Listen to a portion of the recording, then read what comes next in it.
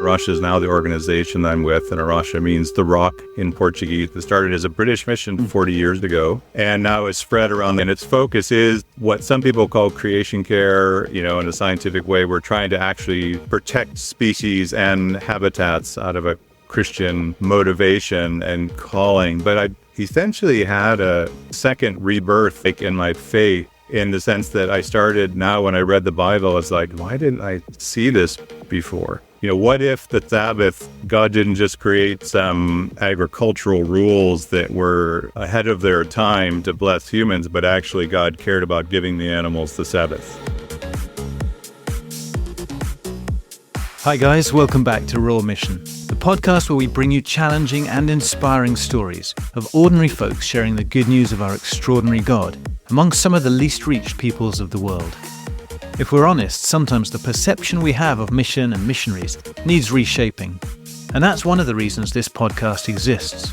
We want to break down stereotypes, to challenge some of the misperceptions that may have held you back from obeying the command Jesus gives us to take the gospel to the ends of the earth.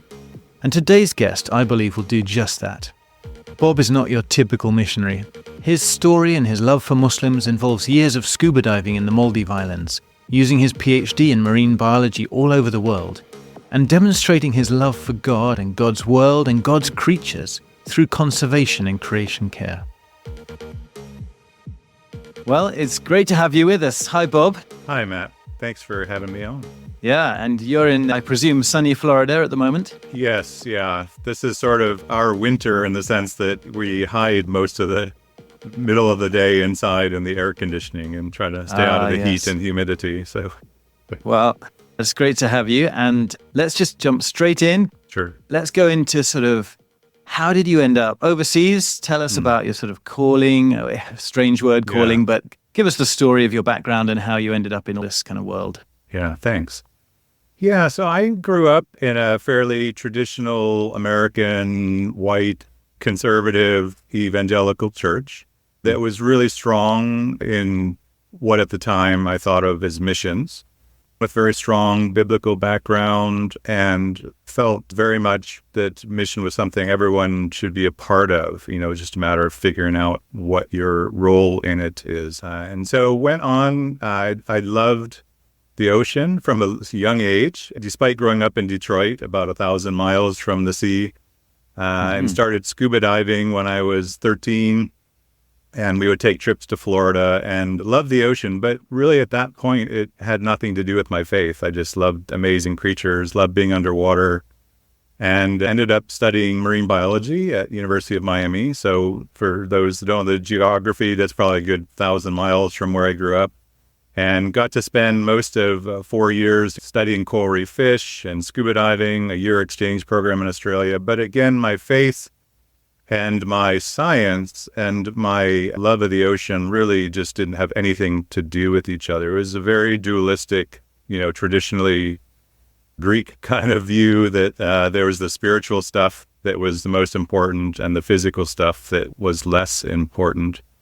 And as I went on, because of this strong church missions background, ended up getting involved with some folks who were working in the Maldive Islands, and made a short-term trip there, mostly just to scuba dive and see it, but then trying to help them. They were bivocational, working, doing science-based development, and also trying to see churches established. And I'm using that term in a generic sense, not in a traditional sense. That's a whole other podcast or what. Yes. Yeah. And so really thought I was going to go on to university ministry, thought I was going to maybe be a professor. But then we received an email that some folks were leaving the group there in the Maldives and would become just for a year at least to try to see what happened. So we left Miami. By that time I had met and married my wife. She was a professional oboist, or is. Which the Maldives is a fantastic place for marine biologists. It's not so great for an oboist. Her story is one of continually laying down her vocation to take up God's call to mission and service. Mine is one of God really continually using and transforming it. So it's interesting within even our marriage, kind of how God works differently with vocations. And so we decided to take a chance. And within 6 months, we had joined a team with Frontiers. And we're there doing science-based research and trying to serve Maldivians. So this wasn't tent faking. It was proper research and development. But again, at that time, I really looked at the science as a means to an end. It's like, oh, here, I get to do this great science that I love. I even got a number of grants, secular grants, to do the work. It was top quality. And I had a PhD by then from University of Miami, one of the top marine schools. So we were doing proper research and conservation. But again, it was really like, oh, I get to do that, but it's really to do the important stuff, which is sharing my faith. So again, still a sort of dualistic way of thinking about it. It was still almost a platform in a way in my thinking at that time, looking back on it. Can you briefly just tell us what the Maldives is like for people who have no clue? And also, when you talk about research and marine biology in that context, are you talking about coral reef preservation? Give us some sort of practical ideas of what that looks like. Thank you. So essentially, the Maldive Islands are these little coral atolls that are sitting on top of volcanoes that are tens of thousands of feet deep, old volcanoes.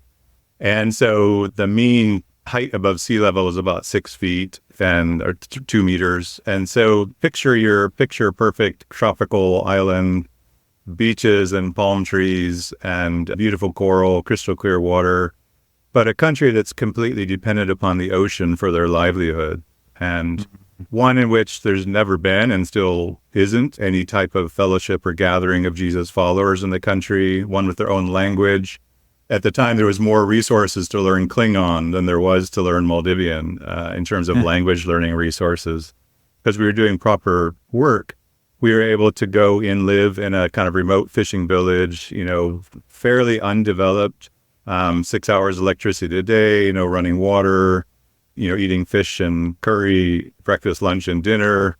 But it was fantastic. And one of the things that is still happening now, but it was what I studied at the time, is how particularly many of the Asian countries like China and Japan have overfished near them, and they're going out quite far in these boats to collect fish from other countries. So a lot of fish species, if you catch too many, they just can't make enough more. And then the fishers have to go out farther and farther to catch less and less and, less valuable species.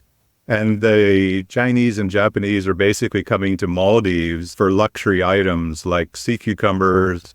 And the fish I was studying is called grouper. It's a tasty corally fish. And basically, you would catch it alive. The Maldivians were paid to keep them then in cages, and a boat would come from Hong Kong to pick them up. And so bring them back to Hong Kong. And then in this luxury market, if you've ever been in that area of the world, you see those aquariums full of live fish.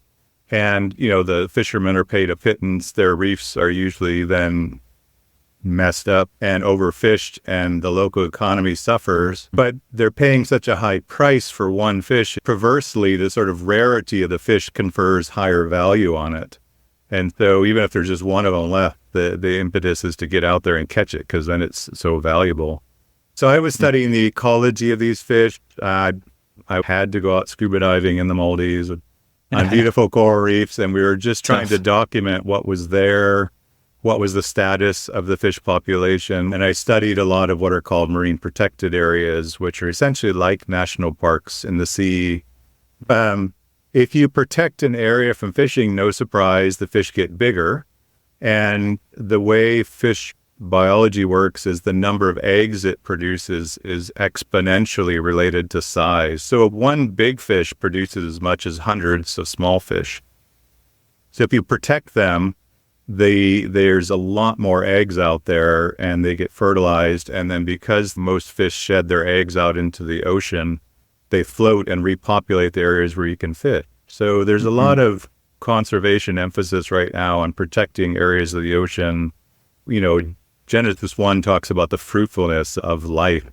And humans weren't the only one that were commanded to be fruitful. If you look at it in Genesis 1, the fish of the sea and the birds of the air got the same command. And actually in the reproduction of fish, when you protect them, they produce an amazing amount of bounty. And we've destroyed a lot of that with especially our greed. And talking about Genesis and how the Bible connects to conservation and creation care, you've written about the Sabbath principle, haven't you, and how that impacts these sort of marine conservation areas? That's right. Yeah. For me, again, at this time, I didn't make the connection. I had read the Bible over and over and over, and I studied it. And even in India, we were part of assisting with some Bible translation, getting the Jesus film involved. So we're right in it. And I had a PhD in marine biology, but did not connect the two until we decided to leave that area of the world and come to England. And we're asked to come and help study how churches were being formed. So this is where I became a part of some of the work there locally in the UK, still with Frontiers, and trying to do research, missiological research. So I published a number of papers on the whole Fruitful Practices project. If you know that, I was a part of that. And it really wasn't until I came into contact with British Christianity that I realized how culturally American my faith was. I thought a lot of the things I believed were biblical, and they actually were an American cultural form of biblical thinking. And so it was really coming into contact with other believers in the UK that I saw actually they're seeing things different from me. And that's also where I got involved with Christians in Science in the UK and also the Faraday Institute. So those are both great Christians and science resources for helping to really connect the two. And then also got involved with Arasha. Arasha is now the organization I'm with, and Arasha means the rock in Portuguese. It started as a British mission to Portugal 40 years ago. And now it's spread around the country, and its focus is what some people call creation care. In a scientific way, we're trying to actually protect species and habitats out of a Christian motivation and calling. But I essentially had a second rebirth, if you like, in my faith, in the sense that I started now when I read the Bible, I was like, why didn't I see this before? What if the Sabbath, God didn't just create some agricultural rules that were ahead of their time to bless humans, but actually God cared about giving the animals the Sabbath. And you start reading about Noah and his covenant. It's actually not a covenant with Noah. It's a covenant with Noah, Mrs. Noah, his kids, and the whole earth over and over and over again. And, all the Psalms talking about creation praising God. And I could almost at that point, because of it was like a second experience of God. I could almost hear the trees clapping their hands and praising God. And then I read on, Revelation 5:9 is so important in the work of folks like Frontiers, every nation, tribe, and tongue. Read Revelation 5:13. All creatures are there in the throne room, including above and below the ocean, singing the same song. And so it's like, why didn't I ever see this? And so one of my colleagues with Arasha has written extensively on Colossians 1:15-20. Dave Bookus is his name. I would really highly recommend his book, Planet-Wise, if you want to look at a biblical sort of approach to creation care. Everything is made by and for and through Jesus in all things. We make a big thing about top panta ethne, all peoples, but they're everything, Paul. And Paul has given us that ministry of reconciliation. So for me, what it did is I think it broke down some of those cultural barriers of my own sort of blindedness to things, but also seeing that God's work, his kingdom on earth, means not just peoples transformed, but places transformed, including those peoples. And so I've written a little bit about that in an article as well, which we can link to. But so for me, it's a whole new way of seeing the science, not as a means to mission, but as mission. It's what I think some people would call integrated mission now, or holistic mission. Certainly when I was at All Nations. Integral is it. When I was at All Nations, definitely. Dr. Chris Wright, great missiologist. He was very influential on me and many of the students there. Partly the legacy of John Stott as well, and just that deep understanding that when the fall happened, it wasn't just our relationship with God that got destroyed. It was our relationship with one another and our relationship to the world around us. And so, that sense of Christian theological basis for caring for the environment and the creation is pretty important, and it is mission. It's part of what we're called to do in terms of transformation and kingdom involvement. We have a whole story, don't we, for the world, not just a message for souls to be in some cloud somewhere one day. And, again, I want to just tell my own story and not try to judge other people's stories and beliefs. But for me, it was like, Jesus is so much more amazing than I ever thought he was, and this whole idea of new creation and, was influenced a lot by some of N.T.'s writes, Surprised by Hope and others that I read at the time. And this just seeing how transformational the cross actually is. Everything is fixed through the cross, as you mentioned. Even All Nations now, I just participated a short little bit in a course, Creation Care, Mission, now that is available at All Nations. So I'd highly recommend that. Thank you. We'll put a link in the show notes to that.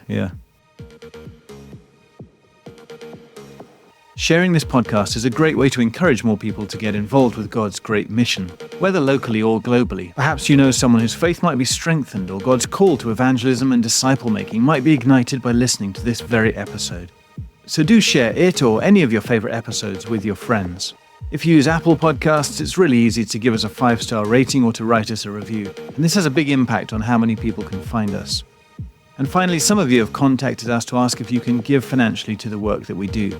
That would be a great blessing to us as we get out and about, speaking of God's heart for all nations, for the lost and those who have no gospel witness.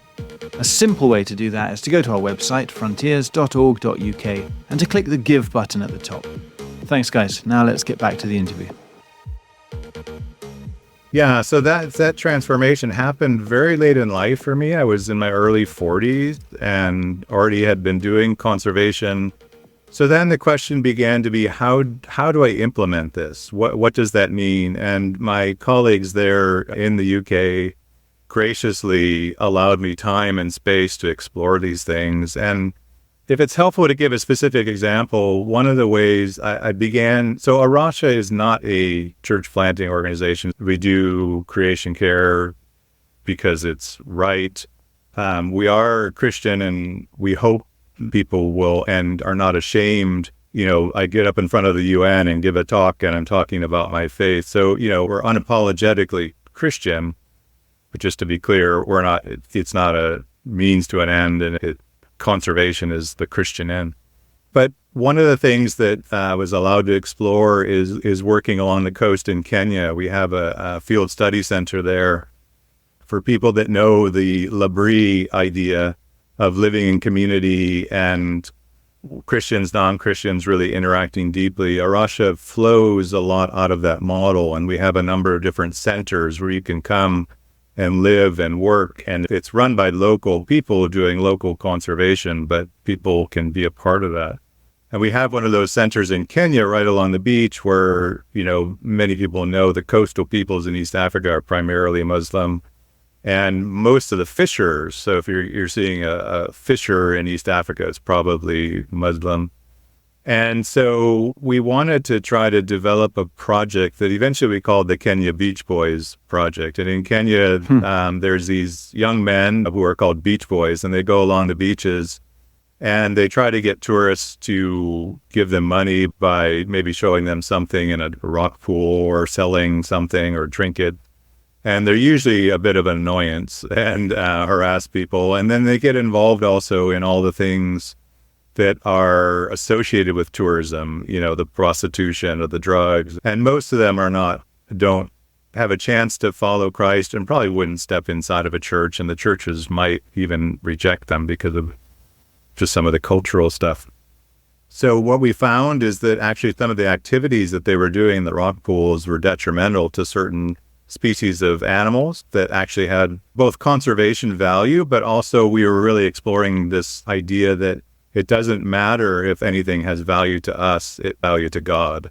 And so there were some corals in there that weren't very interesting, that were not beautiful in any sense of the word, but because God made them and loves them, we wanted to protect them. So there's all these things coming together, the livelihoods of these guys, So we really began this project to try to say, can we develop some training and livelihood programs to help these young guys actually learn the species, learn what the ecology of these things were. So then if they went up to a tourist, they could end up getting a decent income. They would have something actually to give that was true and valuable to tourism, so it would provide for their livelihoods.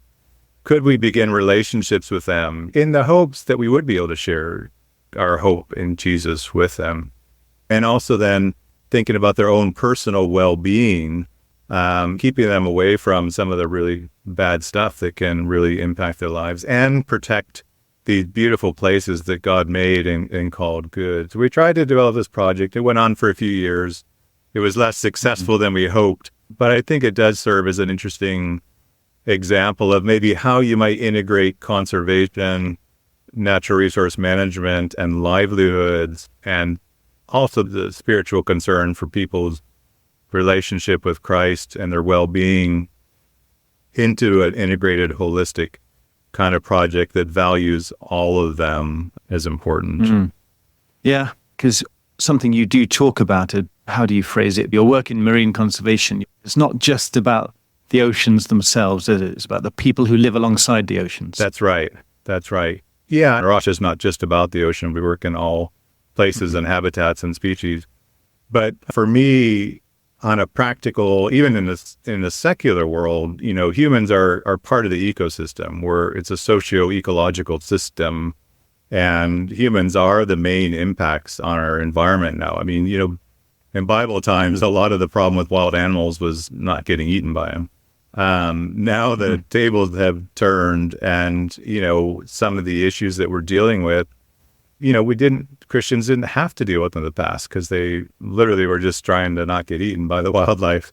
And I believe, and many others, the purpose of all of us is to glorify God and give him praise, humans and non-human creatures alike. And so when we disrupt that, then we're reducing God's praise on the planet. And when a creature goes extinct, the dodo no longer praises God, and so that's one of the voices in God's creation that now has gone out.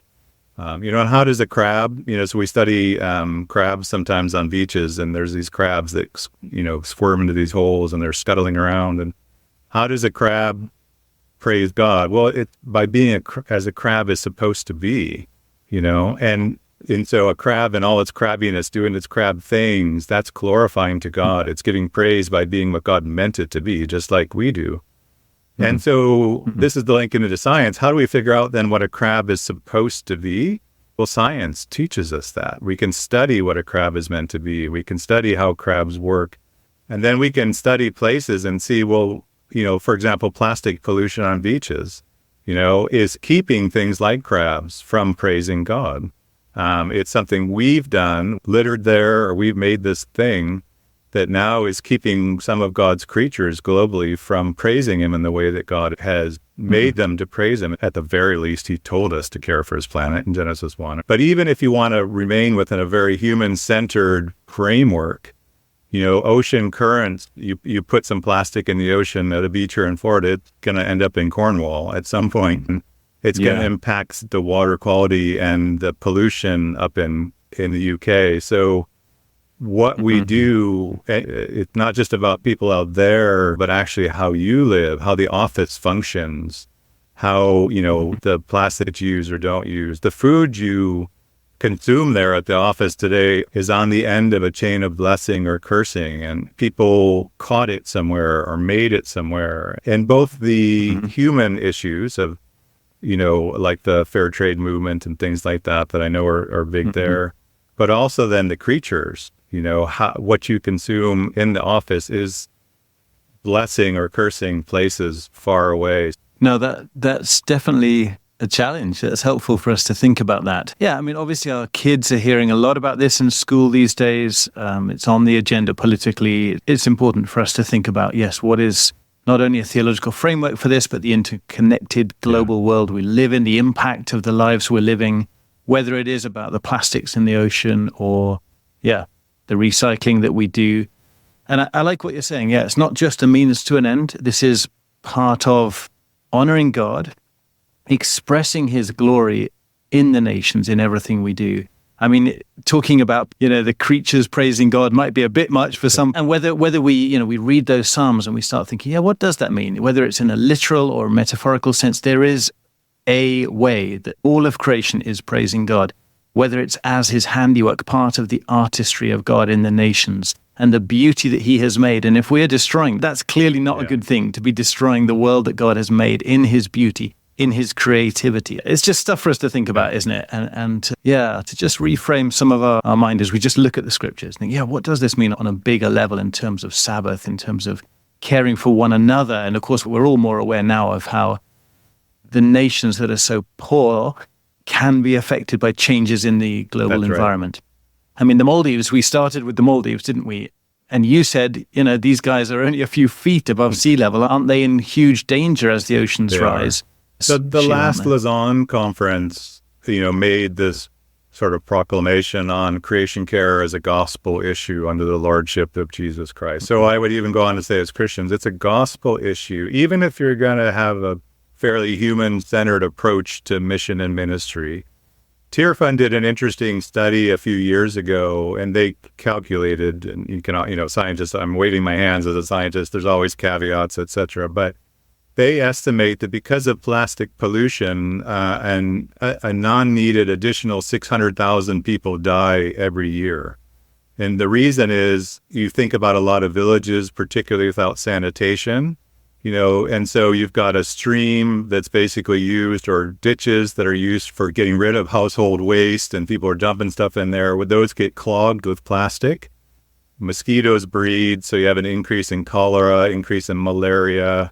So, something they have argued that something like sanitation and getting good waste management is a really important gospel issue. They've argued through it, reducing plastic pollution on these more human-centered approaches. And so I think there's significant evidence that what we're doing to ourselves through our waste and through the way that we live and our things that we don't have to do are actually impacting humans. And there's a real role, again, for scientists, like engineer types, designing really good sanitation systems, designing ways to recycle plastic or to reuse, and many of our big companies are selling all this single-use plastic to places. And, are we investing, in them in our retirement funds? Places that are literally killing the people that we would also give money to try to, help. And so it really is an important holistic issue, whether you sort of see the broader impact of Christ's work on the cross on all creation or not. Yeah, that's helpful. I remember back at university reading, I think it was Ronald Snyder, was it Rich Christians in an Age of Hunger? And that was very challenging to me. And, if you know anything about the Old Testament, you know that the Lord is not just concerned about our idolatry and worshiping other gods, but he's so deeply concerned for the poor and those who are the marginalized. And that's where this creation care does connect so much into not just the Sabbath principles, but actually just caring for the poor. Much. And I know many of our listeners have got that same heart that's just so thoroughly biblical. So, okay, just for a moment, I'm going to try and play devil's advocate. What about those who are just thinking, come on, guys, you're just catastrophizing all this stuff. It's fear-mongering. It's, the Lord is sovereign and we shouldn't get so worried. And there is a lot of stuff that hits us in the news. In a sense, it's a bit like in the old days. You sort of see the preachers on the street corner with the end is nigh. And now it feels like we've handed those placards to the conservationists, and they're the ones yelling, the end is nigh, and you're all in for doom, and you're all terrible. And there can be a lot of fear around this, can't there? So how can you bring a slightly different perspective to the secular conservation message compared to the biblical conservation message? That's a great question. And Arasha itself has tried to be science-based to present facts and figures, but that doesn't change people's hearts. But what we've taken approach is what I would call hopeful conservation. I just gave a talk at a church the other night. Someone came up to me afterwards and said, finally, somebody talking about hope, and conservation. So I think as Christians, we do have what Richard Bauckham, a famous UK theologian, talks about ultimate and proximate hope. It's the ultimate hope, of course. Christ is going to bring about his new creation. He loves what he's made. He is going to care for it. But you could argue the same thing about the work of frontiers, frankly. Then, well, why should we worry about it? Yeah, or evangelism and mission So generally. that's sort of a bit of an easy to understand answer. But I think what I would say, and this is where I love the science and the faith going together, conservation, when it's done in a science-based community context, taking into account human and social and economic and ecological principles, work. Here in the U.S., when I was at university 30 years ago, the alligator was an endangered species. And, there's people studying them. You weren't allowed to hunt them. They figured out what was the problem and made changes. And now, alligators are everywhere. We have to watch out for them when we're doing our research. On the golf course, too. Exactly, on the golf courses, exactly. Same with the manatee, one of the animals that we work with here. The manatee, they figured out that one of the major problems was boats hitting the manatee. And, of course, people ate them. They're, I guess, taste good and provide a lot of food. But they figured out boats were hitting them, so they slowed the boats down in certain areas, and manatee populations totally increased.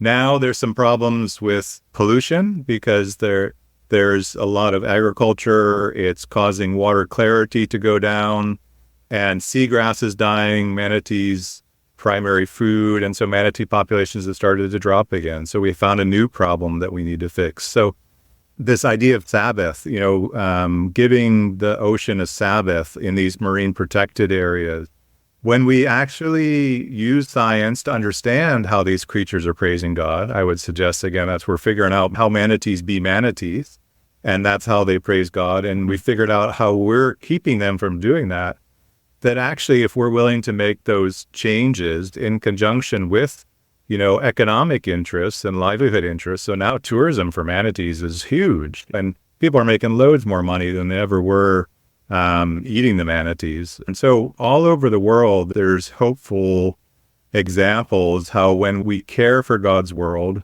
that it and help it to be what it's meant to be, God's glory shines through. And that is not to say that things may not get worse, because there's a lot of greed, and it's the poorest of the poor, really, then who will suffer, particularly with kind of ocean problems. So I don't think it helps to be all doom and gloom, but we do also have to be realistic that the world will be different in 50 years if we don't change our patterns. If you love God's world and his people and want to serve them, there's some real opportunities to make a difference in trying to help whole places be transformed by the love of Christ and see people, yes, come to know Christ in a meaningful way, see people's livelihoods strengthened through difficult times, and do that in a way that allows all creation to praise God and that beauty to shine forth in God's glory. Yeah, that's good. So what I'm hearing you saying is there is hope, and we can't throw our hands up in despair and say, well, what's the point? Because either the world is going to be destroyed anyway, one way or the other, just as a question of time, or, well, the Lord is going to restore all things and create a beautiful environment in the new heavens and new earth, so what's the point now? But what I was thinking as you were saying that is we don't do that about our own bodies. We're going to get new bodies, and we will be resurrected into glory, but it doesn't mean we give up on healthcare now and just give up and sure, fine, who cares if I only live 10 years? Exactly. No. The Lord has called us to be stewards of our own bodies and live healthy lives as best we can. But the greater hope is that one day that will be renewed and we will receive new bodies. But I love what you're saying, yes, whether it's the forests, whether it's the oceans, whether it's the animal kingdom. When we were in North Pakistan, there are snow leopards up there in the mountains of North Pakistan. Yeah. Beautiful things. And of course, you rarely see them. But some of the villages that we worked with, they would talk about the snow leopards, but they're a problem for them because they come down and they steal their yak and kill the yak and they kill the zoos and sort of half cow, half yak things up there. And so they would try and kill the snow leopards. And of course, we know that they're a species that could go extinct and we're worried about them. And so the work of the Worldwide Fund, I think it is for Nature, would go out there and educate the villagers about this and say, look, we'll even, raise funds and help protect the snow leopards. We'll recompense you if you lose cattle and so on.